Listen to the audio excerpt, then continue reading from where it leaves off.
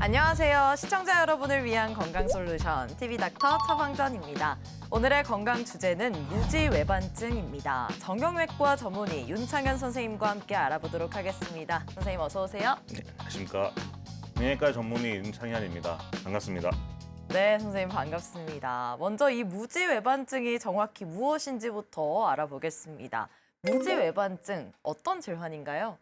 무지라는 것은 엄지발가락을 이야기하는 것인데요.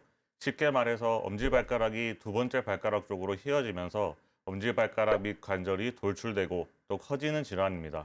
단순히 모양이 변하는 것을 넘어 걸을 때 통증을 유발하고 심해지면 다른 발가락에도 변형을 일으킬 수 있습니다. 오, 통증도 생길 수가 있는 거군요. 그렇다면 주로 어떤 이유 때문에 이 무지외반증이 생기는 거예요? 무지외반증의 원인은 크게 두 가지로 볼 수 있습니다. 외적인 요인은 아무래도 부적절한 신발의 착용이 원인이 됩니다. 네. 특히 발볼이 좁고 굽이 높은 신발을 신게 되면 발가락이 바깥쪽으로 휘도록 하는 압력이 지속적으로 가해져서 무지외반증을 일으키고 증상을 악화시키는 것으로 보고 있습니다. 실제로 신발 착용하는 사람의 33%에서 무지외반증이 나타나고 신발을 신지 않는 문화권의 사람에게서는 2%만이 발병된다는 보고가 있습니다.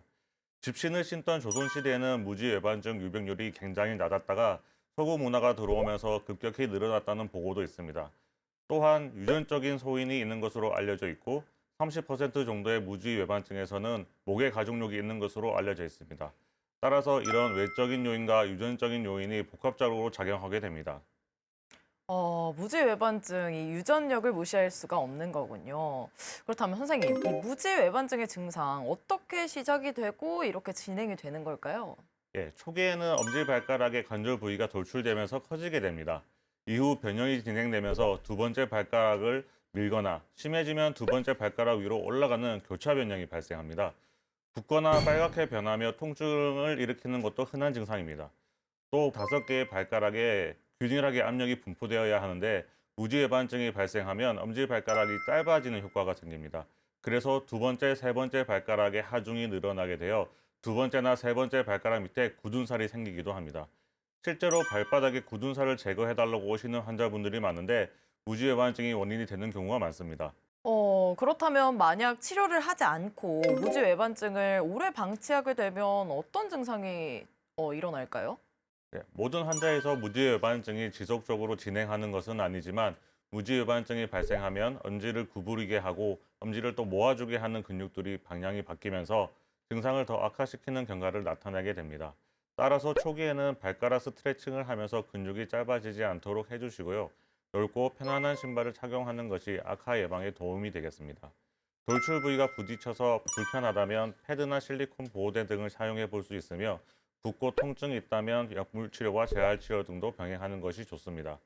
네, 무지외반증의 초기 관리가 중요하겠다는 생각이 드는데요. 엄지발가락의 통증과 변형이 발견된다면 무지외반증을 의심하고 가까운 정형외과에 내원하시길 바랍니다. 똑똑 쌤 도와주세요. TV닥터 처방전, 지금부터는 개인 맞춤형 처방전을 받아보도록 하겠습니다. 먼저 첫 번째 사례자부터 만나볼게요. 안녕하세요. 제가 저희 아버지에게 유일하게 물려받은 게 있다면 바로 무지외반증이에요. 엄지발가락이 점점 심하게 휘면서 걸을 때 통증이 심해지고 신발 신기도 힘드네요. 병원에선 수술을 해야 한다고 하는데 어떤 수술이 있는지 그리고 어떻게 진행되는지 궁금해요. 라는 사연 보내주셨는데요. 무지외반증이 심해지면 수술이 필요하다고 들었는데 실제로 어떤 수술들이 이루어지게 되는 거예요? 네, 수술은 돌출 부위를 제거하고 엄지발가락 뼈를 절골 후에 교정하고 나서 핀이나 나사못으로 고정해 줍니다. 네. 수술 후에는 보통 6주간 보조기를 착용하고 보행을 하게 되는데요.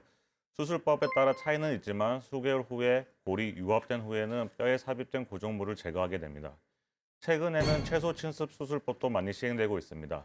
전통적인 수술 방법은 변형 부위를 포함하는 긴 피부 절개를 통해 모든 연부 조직을 노출시킨 상태에서 진행하였지만 채소 침습 수술법은 3에서 4mm 정도의 절개를 3-4군데 정도만 하고 통증도 적고 상처 합병증도 낮으며 미용적인 효과도 많이 개선되었습니다. 네, 절개 부위가 작아서 그만큼 일상으로의 회복도 빠를 것 같네요. 그럼 다음 사연 만나볼게요.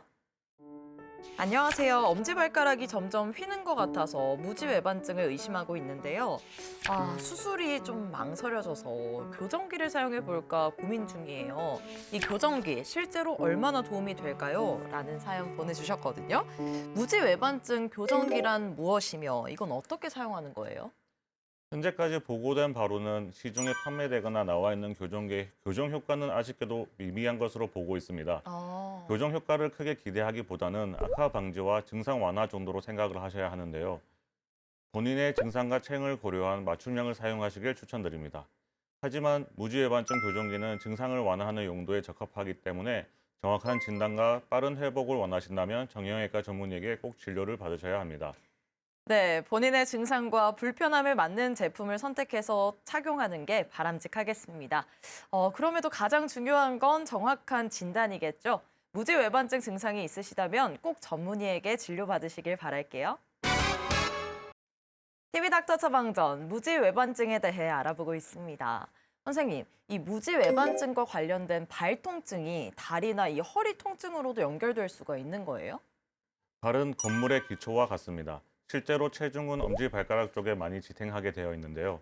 엄지 쪽이 불편하여 발의 바깥쪽으로 걷게 된다면 그 불안정성이 발목과 무릎에도 영향을 주게 됩니다.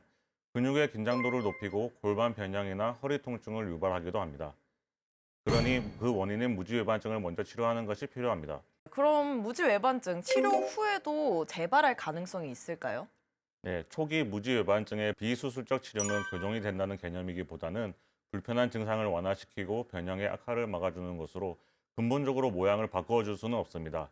다만 불편감이 많을 시에 수술적 치료를 고려해 볼 수 있고 수술 후의 재발률은 보고에 따라 4에서 10% 정도로 보고되고 있습니다. 하지만 현재는 수술 기술이 훨씬 발전하여서 과거의 보고보다는 훨씬 적을 것으로 예상됩니다. 그러기 위해서는 환자분에 맞는 적합한 수술 방법의 선택과 보조기의 착용, 재활 운동 등 적절한 수술 후 관리가 필요하겠습니다. 네, 무지외반증과 관련해서 꼭 기억해야 할 처방전 정리해 드릴게요.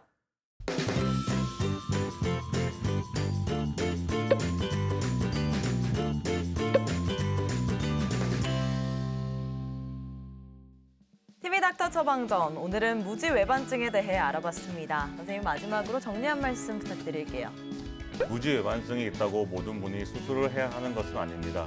모든 환자분들에게 변형이 악화되는 것은 아닙니다. 증상이 없을 수 있고요.